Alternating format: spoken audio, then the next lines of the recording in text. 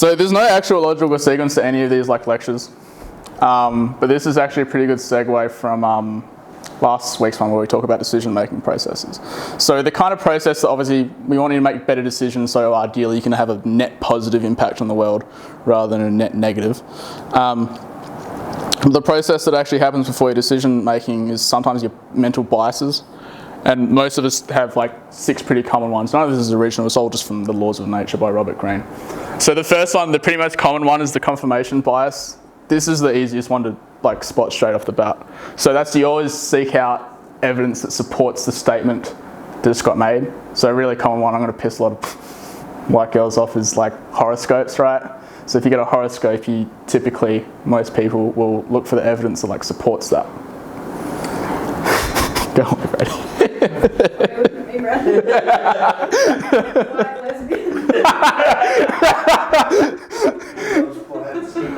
So the easiest way, like I've gotten pretty good at this one now. It's just always ask, like, is the opposite statement possibly true? There's a good chance that there's evidence that supports the opposite as well. Conviction bias is basically when you like dig into beliefs. So religion or like cults is a good example. And religions are like interesting to study because they're basically the most effective marketing on the planet. Like people will kill other people over a fucking story from thousands of years ago. So there's probably something worth like looking into that, right? So that's like digging into beliefs. Same with like sport teams and shit like that. Like your team's probably lost all the fucking time, but you're like, yeah, free your Dockers, whatever. Yeah, exactly, right? And so you just like dig into like one thing because you're like, no, this has to be true. Even if there's like a little voice in the back of your like internal monologue that says, oh, it's probably not. But what you say to other people is like, no, it's the best. The group bias is always like assuming that your thoughts are your own unique thoughts, and that you're not influenced by a group, and that you're a unique independent thinker and things like that. But the chances are it's probably fucking not, because humans are social animals by nature. We seek comfort in groups. You can talk about groupthink and stuff like that. The fourth one's like appearance bias. So that's typically just you don't really see people as they are. You just see them as like the face that you see. So like social media is a good example. Or like there's a good chance there's like, I don't know, 3 fucking people watching this and going, oh, there's a person standing in front of a whiteboard talking to 3 other people in a room. He's probably a figure of authority. But you guys know better. I'm a fucking idiot.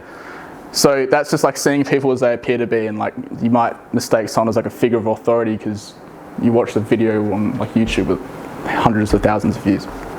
And then there's blame bias. That's why we have like the take ownership value for us, because you typically like your introspection is pretty restricted because it's uncomfortable to look at yourself and how you're imperfect, right?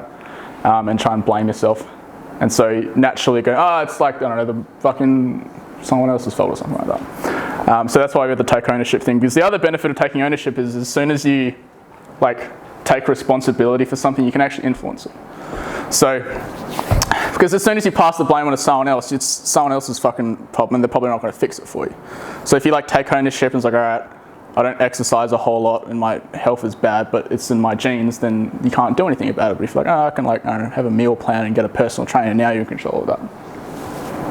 The superiority bias is always just assuming that you always seek the flaws or imperfections in other people rather than yourself. And the tangent I wanted to make from this is, so that's all from 48 Laws of Power. This is actually from a really good book called Wisest One in the Room. And the opening I think it's the opening chapter, is about the objectivity illusion.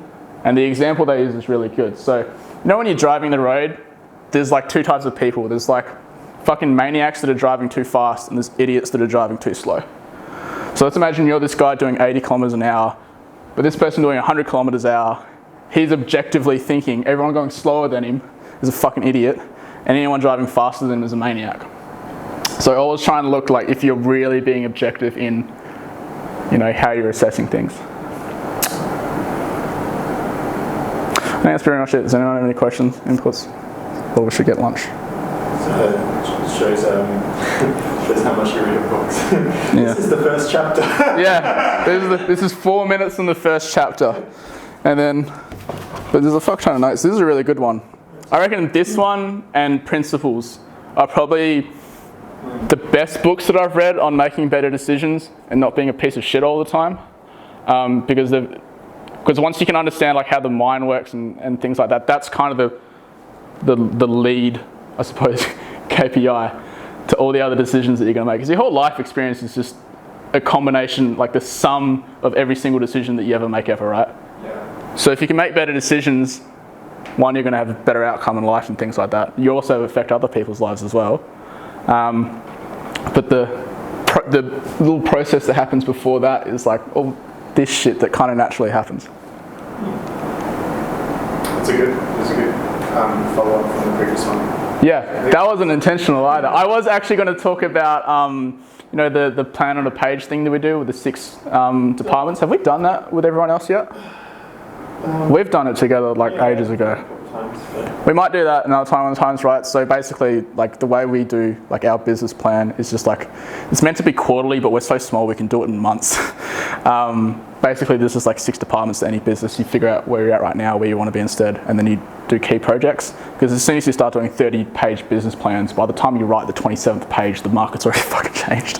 So we'll do that in another one. But anything else? All right, cool. Be careful when you read your horoscopes,